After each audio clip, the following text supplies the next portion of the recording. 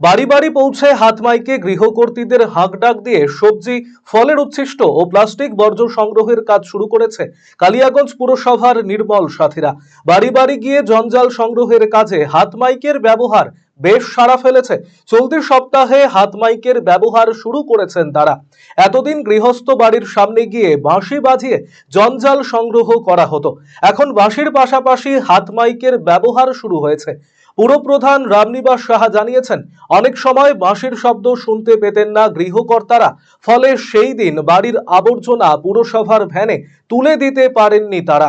নির্মল সাথীরা বাড়ির সামনে গিয়ে হাত মাইক দিয়ে হাঁক ডাক দিলে সহজেই তা শুনতে পাবে গৃহকর্তারা। এতে আবর্জনা সংগ্রহের কাজে গতি আসবে। সলিড ওয়েস্ট ম্যানেজমেন্ট প্রকল্পের আওতায় রাজ্য নগর উন্নয়ন সংস্থা থেকে কালিয়াগঞ্জ পুরসভাকে 17টি হাত মাইক সিস্টেম দেওয়া হয়েছে।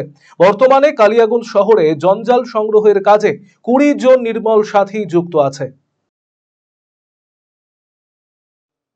প্রথমে আমাদের নির্মল সাথীর মহিলারা বাড়ি বাড়িতে ভ্যানের সাথে মুখে আওয়াজ দিয়ে ওনারা সচেতনতা এবং গার্বেজ কালেকশনের জন্য ওনারা বলতো। আগে মুখে বলাতে অনেকে শুনতে পেত, অনেকে শুনতে পেত না।